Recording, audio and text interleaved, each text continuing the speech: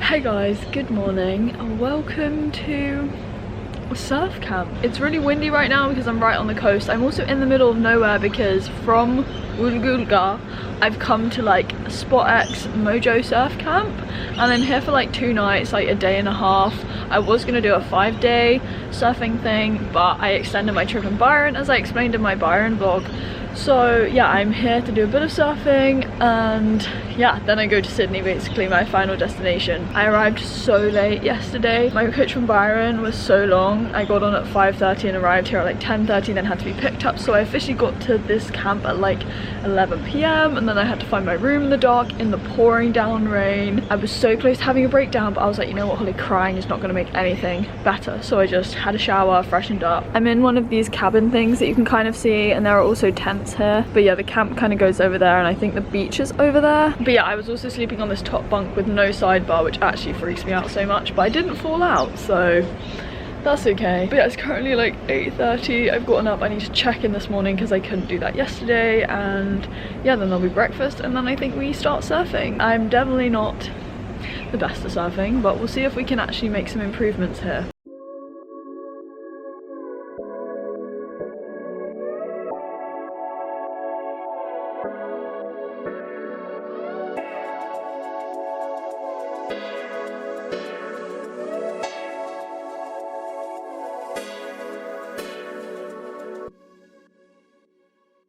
So the breakfast spread at Mojo was kind of like your typical continental breakfast. I had some fruit and then a nice big bowl of cereal with some oats and Weetabix and bran flakes, and then they also had almond milk. So I ate that, and then at 10:30 I went to the surf school and basically got ready for my first lesson. So I put on this wetsuit that was just way too big for me, although I did end up finding a smaller size.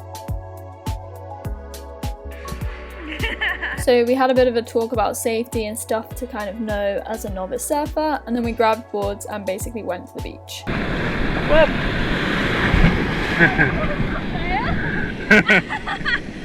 Okay, try again. Try again. I know there's a lot of swell. Try and go that one. Yes, I have surfed before, but it often takes me a while to just find my balance and get used to it again. And then basically straight away after the surf lesson we had lunch at 12:30. So this was my huge overflowing wrap that didn't wrap, and then I had some salad on the side to go with it, and then before you know it I was back in the ocean and surfing again, well, attempting to.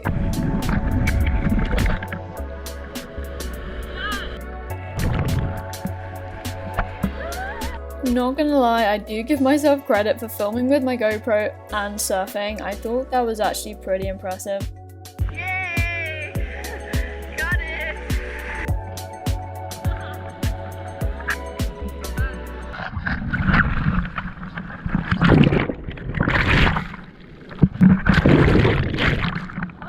So I surfed for 2 hours from 2 to 4 p.m. and then straight away at 4 p.m. I went on this kangaroo trail.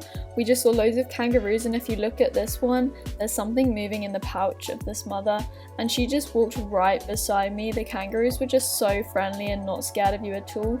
This baby Joey as well was just lying there casually chilling in the sun.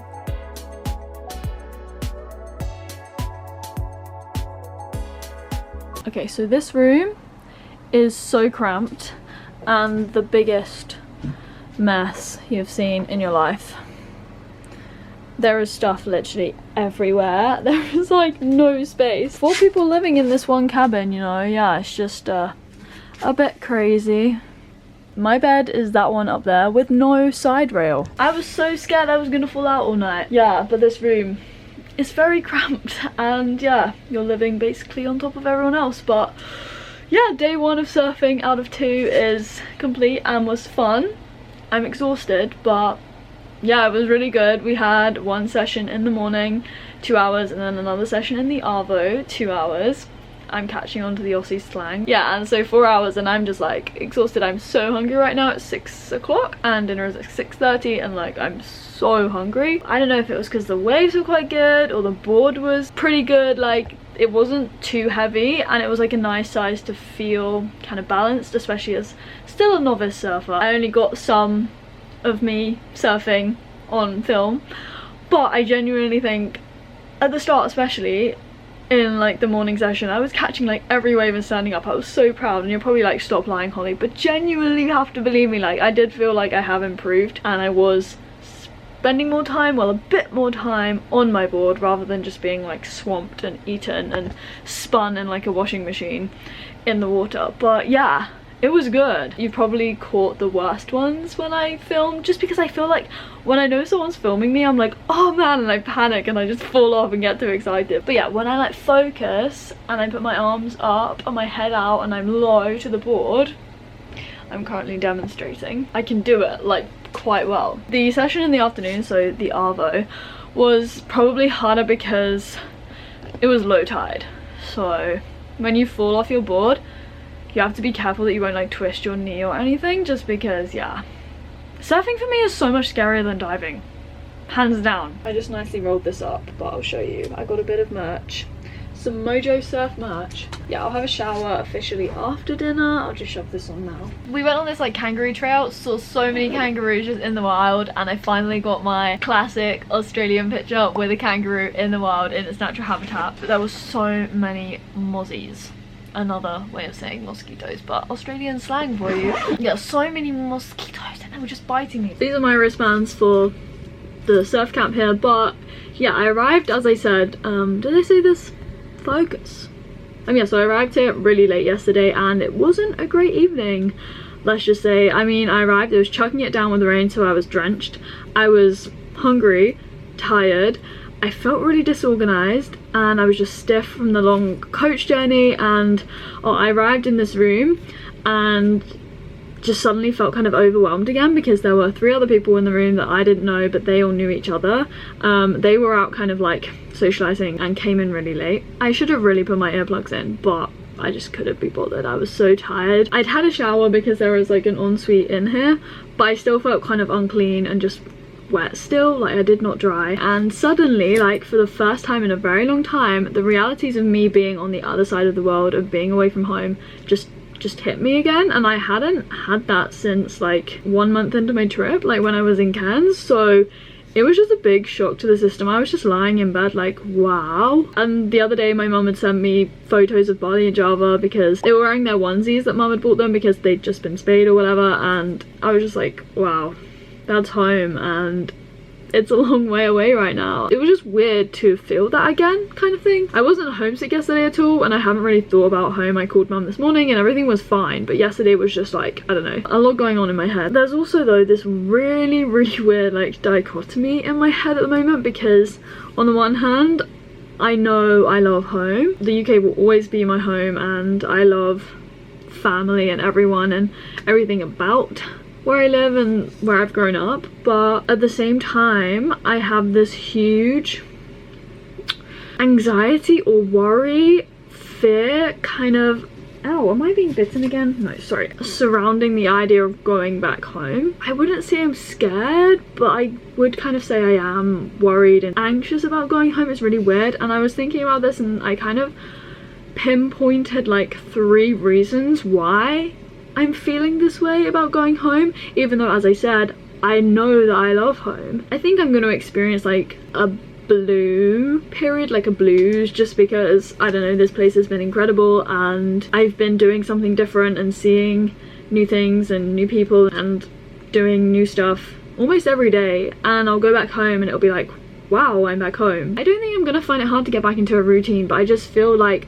one of the main things I'm worried about is that I need to make some big decisions about what I want to do next, and I just don't know what I want to do next. I have so many things that I've thought about doing and realized that I enjoy whilst I've been out here. One of those that comes straight to mind is diving. I'm so bad with making decisions, like small decisions, let alone decisions that might take me down big highways in my life, if we want to metaphorically put it like that. But it's the truth. Like, I need to make big decisions about what I'm gonna do, where I'm gonna be, who I want to be with, you know, and that just scares me. I made the video like planning the next 2 years of my life, but I feel like because I've been traveling and I've had so many revelations, I just have so many more things to think about, and so many new ideas have sprung to mind, and I'm just like, what do I do? And I mean, the positive way to look at this is that sometimes not having a plan is the best way to live your life. You just have to bounce off the spontaneity of like life. I don't know. Yes, obviously I have to make the decision myself, but I think I'm gonna have to talk to a lot of people. And then the second thing that I've realized is that I know, as I mentioned in my Q&A, having had complete independence and freedom whilst I've been traveling, I know that I will feel trapped and confined again. I don't even know why, but I just feel I thrive being on my own.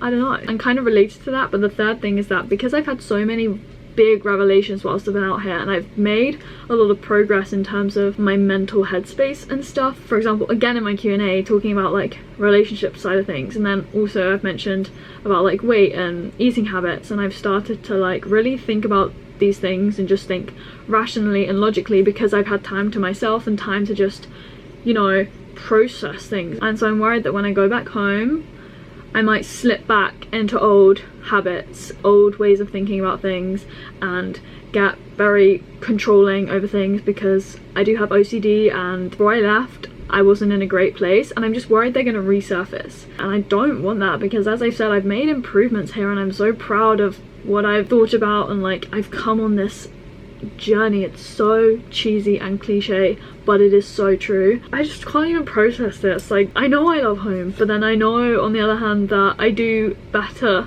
away from home. It's just so hard. I don't even know why I'm getting upset about it, but it genuinely, like, these are big worries that I have in my head. I know I want to go home, I really do know that, but at the same time I know that I've got to find something and do something. Oh, it's so hard to process this. I don't even know if that made sense, but I hope you know by now that I just talk about things that I'm thinking about, and that was what came to mind yesterday, and I've been kind of thinking about recently over this past week, especially because I know that I am going home very soon, in like a week. Do I want to travel again?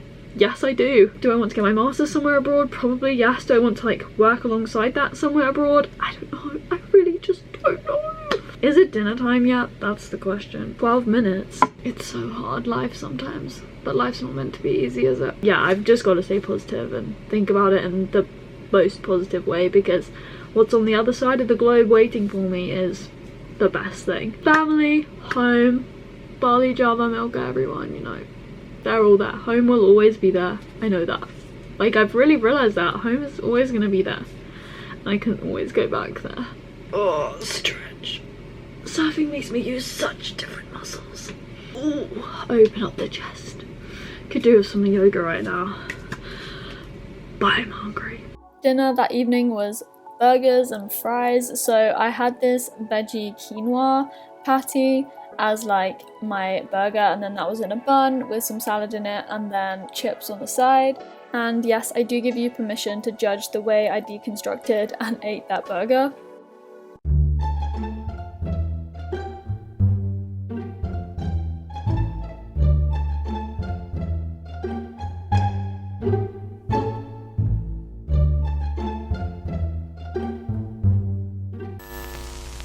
Hey guys, basically it's my second and last day at Mojo Surf Camp. I feel like it's raining. The sky is like so grey. It wasn't raining this morning for our morning surf lesson, which was at 9:30.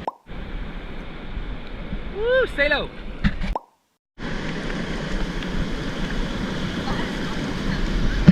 Woohoo!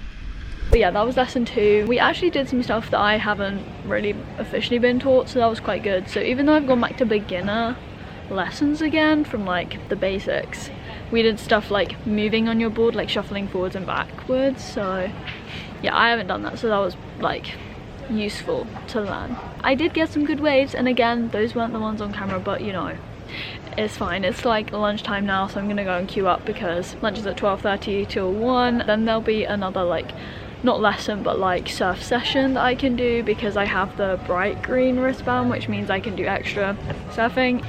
Yeah, it's gonna start raining heavier, I can just feel, so I'm gonna go and get lunch. So around here in the campsite over here is like where we get lunch and everything. Oh my gosh, the queue is like so long already. Even though the rain then came pelting down and there was a storm, this surf session was so much fun. I honestly loved it. I also did another activity before dinner, and dinner that evening was some roasted potatoes, green beans.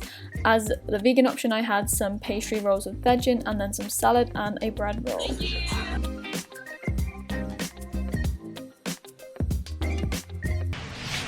The last surf session was so good. It was raining pretty much the whole time, and I was kind of like standing there at the start, really cold, like, do I really want to do this surf session? But it was actually so good. I caught so many good waves, and that was probably my last surf session in Australia, so I was like, I've got to make the most of it, and it will be one that I remember definitely, because there was a storm, there was like thunder, there wasn't any lightning, so I wasn't too freaked, but rain, the water wasn't even that cold. Just standing out of the water in the rain, it was cold, and then when you got in the water it was kind of warm, so it was good. I had a lot of fun. So yeah, I was out there for about 2 hours again, but yeah, I had a shower. I still feel wet though, because every time I walk from different buildings you get wet. Also, yeah, after surfing I went straight into doing this like activity of the day, which was this massive like sup board. We were going to do ocean rafting, but the waves and the swell weren't the best for it. Yeah, it was this huge like surfboard thing, and I didn't manage to film any of it because my GoPro annoyed me so much. It said 60-something% battery when I took it out, and it just died when I was trying to film on this supboard, which was so much fun. It was back in the ocean, and we were just like wrestling and sumo wrestling and whacking with these like foam weapon type things. We were in teams, and yeah, it was just honestly hilarious. Also in the rain as well. It was still raining at this point. Yeah, so over these 2 days I am actually really happy with the surfing I've done. I feel like I wore this wetsuit 3 out of the 4 times I surfed, and it was my like lucky wetsuit, because every time I wore it I was on those waves and I was up on that board, and I was really proud. I actually did feel as if I've improved. My coach is so late at like 10:25, so yeah, I've got all of this evening here, and then I'll get my overnight bus again to Sydney. But yeah, I am in the toilet because this is a dry spot and it's kind of quiet. Introduce yourselves. Hi, I'm Maria and she's Pascal. But Passy. Wait, we've been surfing all together. Yeah, I'm like leaving in an hour, but we're gonna go and play this would you rather game. Socializing. Because we're gonna get free, what is it? Sangria. Which we aren't going to drink. Yeah. But we might ask for food instead. Let's get some water. Let's get drunk on life. We get some lemon. Alright. Is it enough? Do you think you're drunk enough after that? Now cheers, I would say. Cheers, everybody. I'm drunk. I feel dizzy now. This doesn't even taste like lemon. I think it's not a water. This is no water. I was actually really sad when I had to leave that evening, but my coach was at 10:30, so I had to be dropped off before that. And yeah, I got my coach. I was editing and uploading a video just before I attempted to sleep, but as you can tell from my face and this huge yawn, I just could not sleep on the coach. And yeah, it's just not the most comfortable thing to do, but I tried to rest and I really just couldn't keep my eyes open. But after a 9-hour coach journey or something like that, I arrived in Sydney, and this is the Sydney Harbour Bridge at around 7:30. This is just a really exciting moment for me. I'm in Sydney.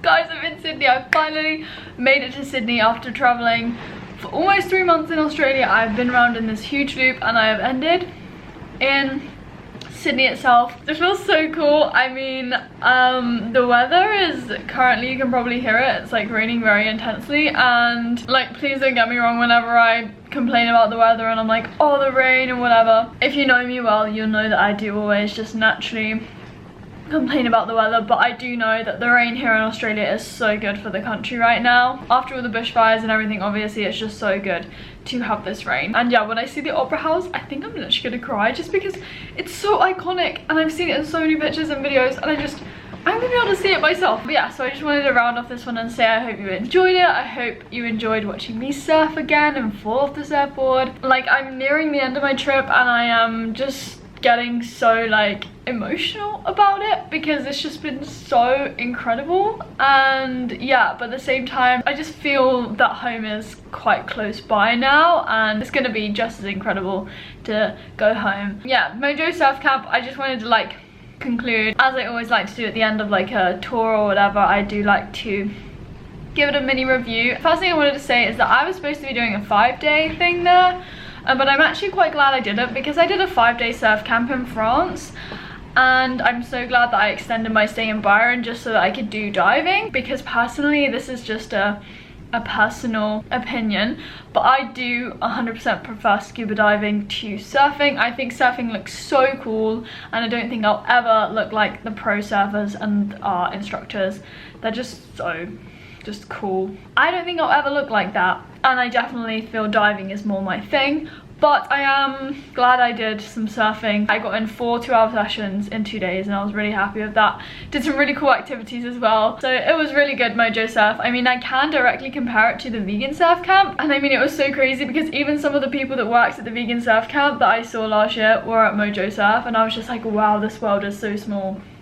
But yeah, I would say that the surf lessons and the way we were taught at both was comparable, very similar. The food at Mojo Surf, it was good, but I mean, I loved vegan surf camp, the food there, just because it was all vegan and just like insane food.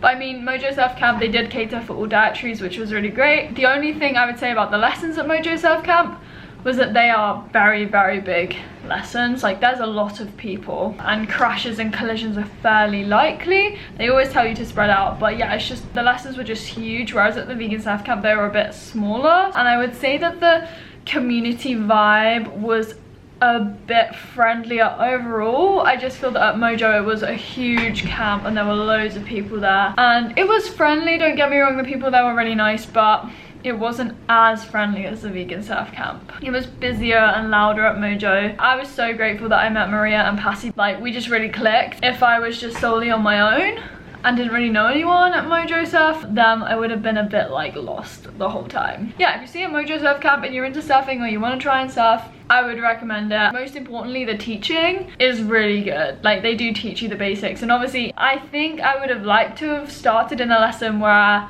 I can progress a bit faster, because I've done the basics now quite a few times. Even though I'm not a pro surfer, I'm not like amazing at it, I just wish I could learn a few more skills and try and put those into practice, sort of thing.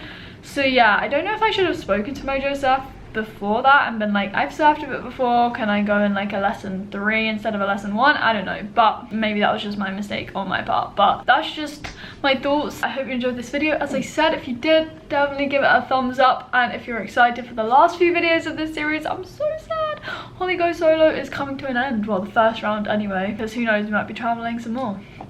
I don't know what I'm doing, as I said though. Comment down below whatever you want, and you can subscribe if you want to, as I always say, and I will speak to you very soon in another video, my official Sydney vlogs to conclude this series in Australia. And yeah, I'll speak to you very soon. Bye guys.